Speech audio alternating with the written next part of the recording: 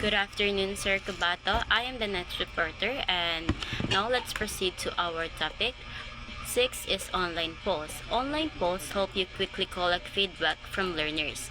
They can tell you how satisfied students are with a lesson or why they choose a certain answer. So, the surveys are like they are engaging because it lets the learners to share their thoughts, their reasons, and they feel that the student feels that they've been heard by the teachers because of this online polls. And and the online polls let the student finish their questions quickly. And um, to discuss it discusses that we're going to discuss about the advantage of using the online polls. We're in online polls help the teachers to gather the learners feedback, wherein it also helped them to know if they teach the student better or they also need to use another strategies. It also mentions here that about the Google form, wherein the teachers also use a Google form to to make a to make an online post, wherein there's already a ready-made questions, just like that. Just like for example of this is the t-shirt. Online polls, it is really easy to collect and analyze the assessment data, so it will not be hard for the teacher to collect to use a traditional method of collecting the student feedback, because we already have an online polls wherein it will help them to easily get the feedback and the feedback of the students. So that's why it's really helpful for today's learning. Next, we have the seventh, game type activity. Game type activities turns a series of test questions into a game. Game-based assessment feel more like fun activities than tests,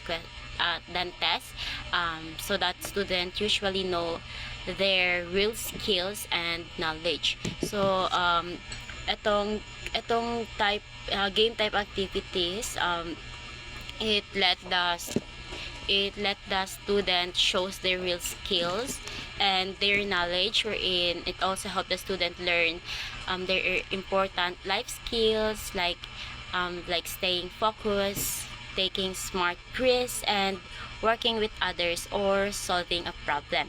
The quiz is an example of game type activities, and wherein it will show you a picture, then you are going to type the answer, and then later on, when you already submit your answer, it will give you the correct answer and and let you know if your answer is correct or no. So that's it for the game type activity. Next, we have the number 8, the peer evaluation and review. Peer evaluation turns the table to put the learners in the instructor's seats and allows students to review and edit each other's work.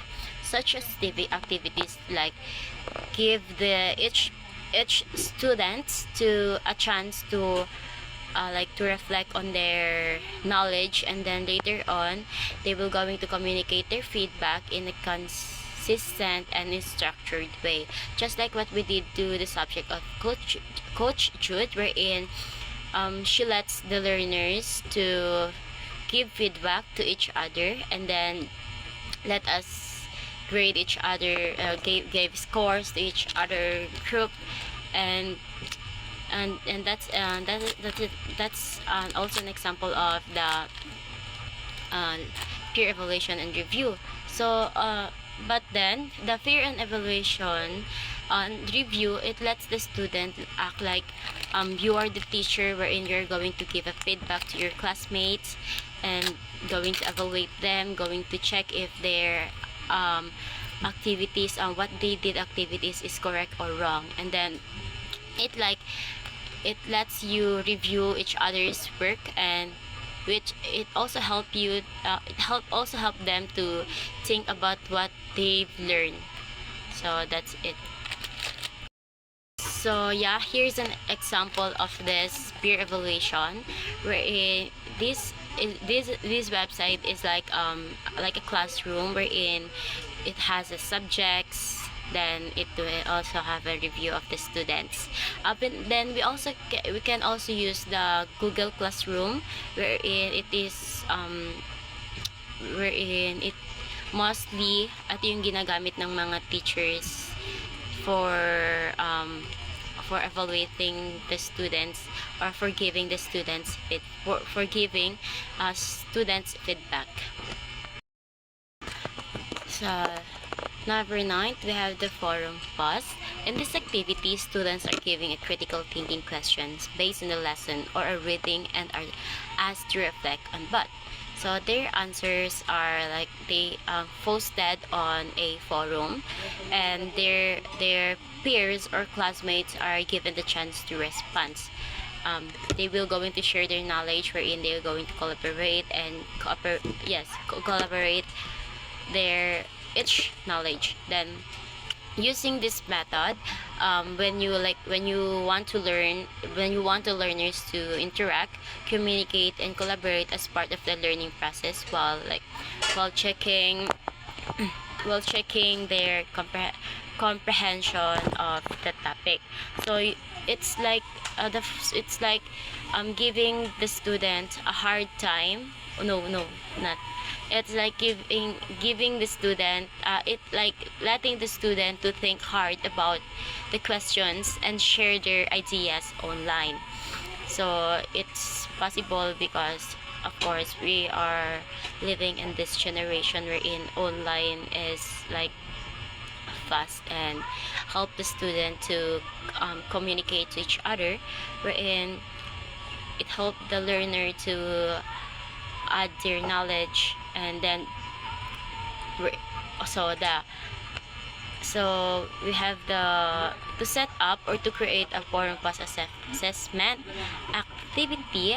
We have first is what we need to set up a forum for your class in your learning platform. Then choose topic that match to your lessons.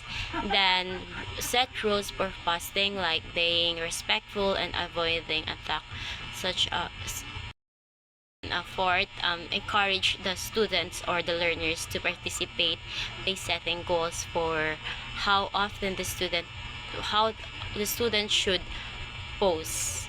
And then review posts regularly and give helpful feedback to guide your student. So yeah, that's it for that topic, and it really helpful for them to collaborate. So in conclusion, the online assessment are an important part of the learning and should be created carefully, just like other learning materials. You don't need to be a tech expert to make them. There are many tools that let you create fun and interactive tests. Pick the type of assessment and the software that benefits your goals and what you want to learn about your students. So basically, the online tests are key parts of learning, wherein you don't need to be on tech skills or to make them, because there's a lot of various different tools to create a fun test that will make the student more engaging in your class.